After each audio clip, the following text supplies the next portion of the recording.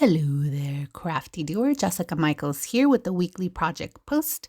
For this week's project, I created with a new bundle of crafty goodies from my crafty friend Emily from Emily Moore Designs. She created a bundle of essential card making supplies to make your creative process seamless and simple. So of course I had to mix things up to show you just how this gem of a bundle was also made for the mixed media paper crafter. But before we start, please subscribe to my channel if you haven't done so already for more content like this, and hit the notification bell so you don't miss more content like this. Here's how it went. It was easy for me to select which pattern paper I wanted to work with because she has this beautiful olive colored paper. Green is my favorite color, so I was drawn to that. And I was able to get the A2 pre-cut cardstock, folded in half, set it aside, know that it was there waiting for me when I was done creating. So right away, I knew I wanted to create a beautiful background. I grabbed some spray stain in Sparse Marmalade, peeled paint, and fossilized amber to create this gorgeous background. I then grabbed some Distress Oxide and ink up the edges as well as some areas in and around the paper so that I can splatter it with water, activating the Distress Oxide and get these beautiful splotches. For an additional layer of beauty, I used a bit of diluted stencil butter from TCW in Champagne Gold. And if you follow me, you know that I'm obsessed with this color and also TCW. I like to use it in a lot of different ways. Watched my previous video where I share with you the different ways and unusual, unexpected ways you can use stencil butter. So just like that, I was done with my mixed media background. And you see me here starting to compose the front of my card. I think Emily did a great job with her design paper. The bicycle one here, she made sure to include both vertical and horizontal design for you to fit your needs of your project. So I was able to use the horizontal pattern paper, and I cut 2 panels so that I can add on top of this olive colored panel. And I add a bit of Distress Oxide to the edges for a little bit of depth, and also just to bring all of the pieces together, make sure that it looks pretty cohesive with the mixed media background that I created. For some grunge, I add some Distress ink in walnut stain. And I think this just gives the card a little bit more depth, more warmth, and as I mentioned, a little bit of grunge. So I run the 3 panels through my sewing machine to add a little stitching, which I was inspired from Emily's dies. And yeah, I created this beautiful stitching around. For the mixed media background, I run it through my die cut machine with this heart die that I have in my stash. And then I also added some stitching around the hearts. To that, I also added some ink around the edges, again, just for the cohesiveness of the card. And here you see me just playing around. She has these birthday sentiment stamps that are, well, for birthdays, but she includes a variety of sentiments that I think you could use beyond birthdays. For example, I use the I hope all your wishes come true for this card, and it's not necessarily a birthday card once I added the hearts on there. But I can see her sentiments being used for any type of celebration. Even this card could be for a promotion or a graduation. And so I was very happy with the versatility of her sentiment stamp set.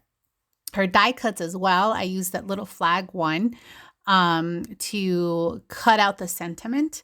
And then depending on how long your sentiment is, you can trim it at the end to, fit your project.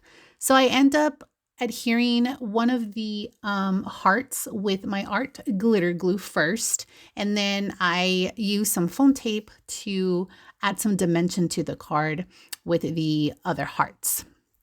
Then I decided that I wanted to add a little bit of the walnut stain to the sentiment strip. And I think that was a great idea because, as I've been mentioning so far, it helps with the cohesiveness of the card. Then I grabbed my handy dandy tweezers to help me guide the placement. And I also grabbed my handy dandy stash of sequin. And I had the perfect gold ones that I've been using actually throughout my projects lately.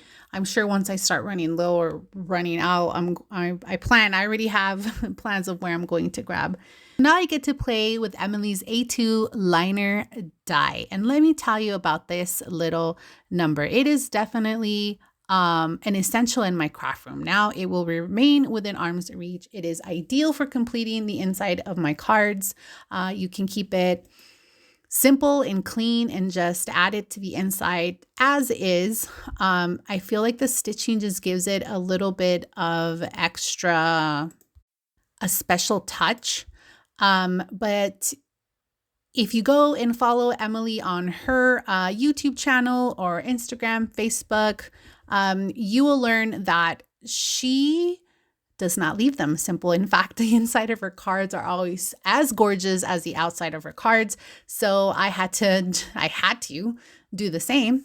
So I grabbed some of my few leftover scraps, added to the corner of the card. And again, this is totally unnecessary because I feel like the A2 liner, which is my new best friend, is sufficient. It's clean and it has the fine stitching detail. And I think that, that is more than enough. But a little bit of the design from the outside on the inside definitely, adds a little bit more character to your cards.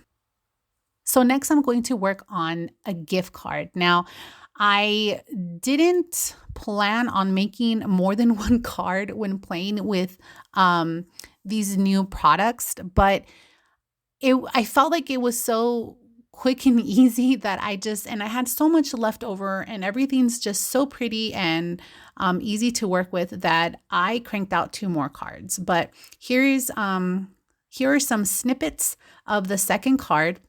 And all I did was recreate the background that we did at the very beginning with the spray stains.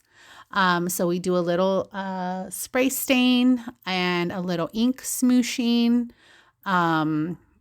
As always, drawing in between layers. And then once that all dried up, grab the Distress Oxide and inked up the edges and some areas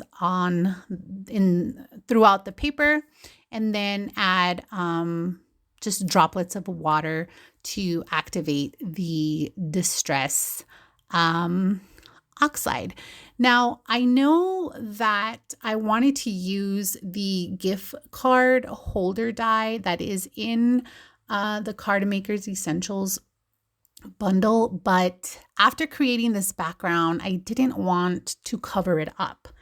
And I thought, well, if only there was a way that I could, see through the gift card holder. That's when the light bulb turned on. So what I did was I used a laminate sheet because I don't have acetate sheets right now. And if you know me, you know that I like to bash my stash. And all I did was use her numbers and gifting stamp set to add the to and from and the amount, which is genius of a stamp set. And then I laminated it and rolled it through my die cut machine. And that's what you get. For the third and final card, the pattern paper is just so pretty that I use the scraps. Here is the negative from where I cut the hearts out. And then you saw the panel from this first card, and use some embossing folders and also some more of her die cuts to create a beautiful quilted look on this third and final card. Thanks so much for watching. Emily has definitely created a gem with these dies, stamps, and base paper pack. Don't forget to go check her out. Go grab your Card Maker's Essential Bundle or shop a la carte. If you haven't done so already, you should totally sign up for my newsletter, Word and Recap, where you will be the first to get freebies, monthly encouragement, and a monthly recap of the weekly project post. As usual, the supply list for the products I used in this project are in the description box below. I'd be so grateful if you subscribe and give this video a thumbs up. I hope you found some inspiration to create. And remember that you create because you were fearfully and wonderfully created. Don't forget that you belong, even if paper crafting isn't your thing.